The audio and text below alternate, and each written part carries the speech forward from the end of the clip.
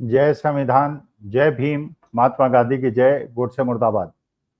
देखिए, भारतीय स्वतंत्रता इतिहास में आज तक पिछले 77 साल में जो ये परिस्थिति बनी है कि भारतवर्ष के साथ कोई भी देश बड़ा खड़ा नहीं है, छोटा भी देश खड़ा नहीं है।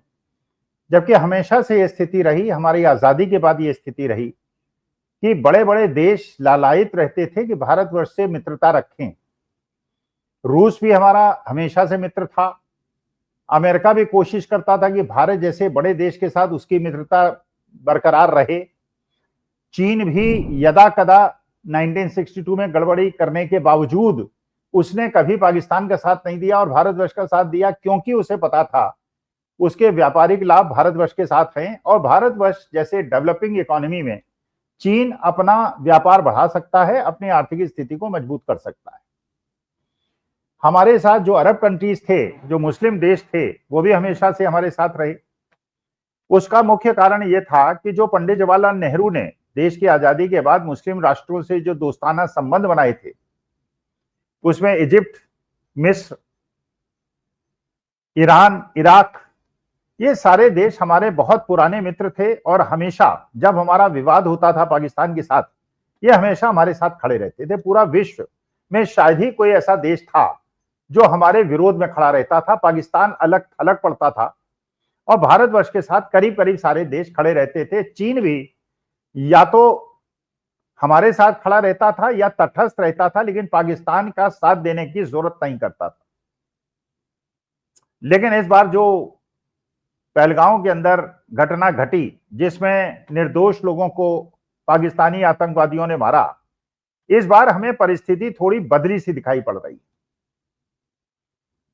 इस बार हमें ऐसा दिखाई पड़ रहा है कि विश्व में शायद ही हमारा कोई ऐसा देश है जो हमारे साथ खड़ा हो। इजराइल जो हमारा सबसे बड़ा सहयोगी है आज के तारीख में, जो हर जगह हमारी मदद करता है, उस इजराइल ने भी मात्र यह कह के इतिश्री कर ली कि भारतवर्ष को आतंकवादियों के खिलाफ अपनी रक्षा करने का अधिकार है, लेकिन वो खुलकर भारतवर्ष के साथ नहीं खड़ा रहा। चीन खुल के पाकिस्तान के साथ खड़ा रहा।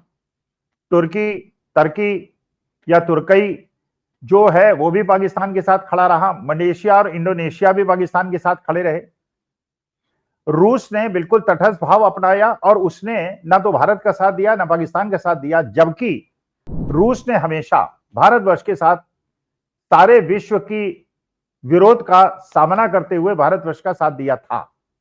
लेकिन इस बार उसने भारतवर्ष का साथ नहीं दिया, वो तटस्थ रहा। केवल एक देश हमारे साथ खड़ा रहा, जो अब कल हमारे साथ आया और जयशंकर साहब से उसने मुलाकात की, वो है तालिबान, अफगानिस्तान का तालिबान।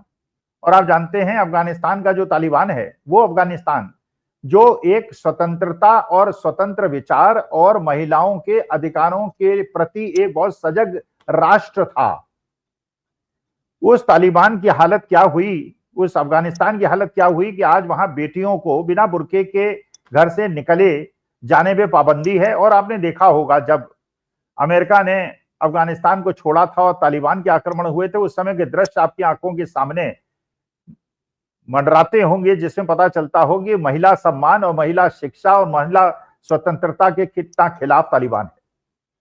वो तालिबान की सरकार आज भारतवर्ष के साथ खड़ी हुई, जिसको हमने रिकॉग्नाइज भी नहीं किया।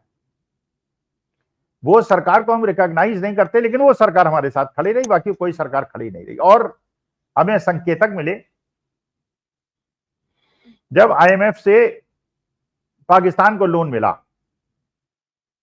भारत ने अपेक्षा की रही होगी कि रूस हमारा साथ देगा, वर्कआउट करेगा, यूरोप की कोई कंट्री हमारा साथ देगी, वर्कआउट करेगी। किसी ने वर्कआउट नहीं किया, केवल भारतवर्ष ने वर्कआउट किया और सारे देशों ने पाकिस्तान को लोन दिलाने में मदद की और पाकिस्तान को लोन मिल गया। और जो पाकिस्तान को लोन मिला, उसने वो जो वहां के आतंकवादी थे उनके परिवार में, क्योंकि कुछ लोग हताहत हुए थे, उनको आतंकवादी को सौंप दिया। और वो मानी बात है कि आतंकवादी वो पैसे का उपयोग भारतवर्ष के खिलाफ करेंगे।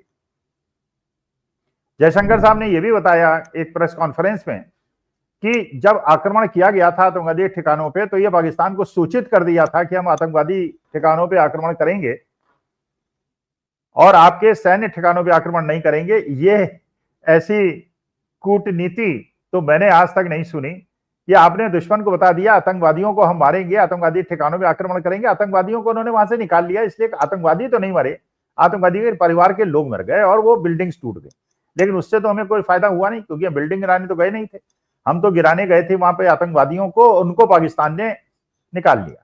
उसामा बिन लादेन को और पाकिस्तान के अंदर घुस के पकड़ा था, तो किसी को सूचित नहीं किया था, चुपचाप उठा के ले गए थे, फिर उसका वो काम किया जिसका वो हकदार था। लेकिन जयशंकर साहब कह रहे हैं कि सूचित कर दिया और आतंकवादियों को भाग निकलने में हमने मदद की।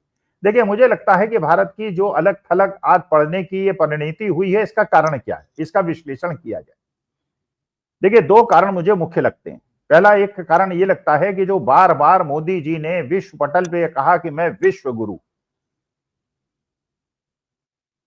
और भारत में भारतीय जनता पार्टी के समर्थकों ने कहा कि मोदी जी का डंका बोलता है और मोदी जी विश्व गुरु हैं। अब ये देखिए, ये बात तो बिल्कुल सच है, भारत एक मजबूत शक्ति है, एक बड़ा देश है, शक्तिशाली देश है, लेकिन अगर सबसे बड़े देशों की गणना की जाए जो सैन्य शक्ति के हिसाब से सबसे मजबूत राष्ट्र हैं, तो वो अमेरिका है, वो चीन है, वो रूस है, वो जर्मनी है, वो फ्रांस है, वो ब्रिटेन है। उनका जीडीपी हो सकता है फ्रांस का, जर्मनी का, इंग्लैंड का हमारे बराबर हो, लेकिन हमारी पॉपुलेशन उनसे 7 गुनी ज्यादा है। इसका माने वो हमसे 7 गुनी ज्यादा प्रॉस्पेरिटी में है। और किसी ऐसे राष्ट्र का जो मजबूत तो है, शक्तिशाली तो है, और जिसका इतिहास बहुत अच्छा है, वो तो है, लेकिन इस प्रकार की शेखी बगारना कि हम विश्व गुरु, मैं विश्व गुरु हूं, ये नहीं कि देश विश्व गुरु है, मैं विश्व गुरु हूं, मोदी जी विश्व गुरु हैं, इससे मेरे ख्याल से डोनाल्ड ट्रंप चिढ़ गए, चीन चिढ़ गया, रूस चिढ़ गया, यूरोप चिढ़ गया। उन्होंने कहा कि ठीक है विश्व गुरु साहब, अब आप पाकिस्तान से भिड़ो, आतंकवादियों से भिड़ो, हम तुम्हारे साथ नहीं खड़े होंगे, बल्कि हम पाकिस्तान के साथ खड़े होंगे। लोन दिलाया, क्रिप्टो करेंसी में जो डोनाल्ड ट्रंप परिवार की जो कंपनी है उसका पाकिस्तान कंपनी से समझौता हुआ। डोनाल्ड ट्रंप ने कहा कि समझौता उन्होंने कराया है, सारा श्रेय अपने ऊपर ले लिया।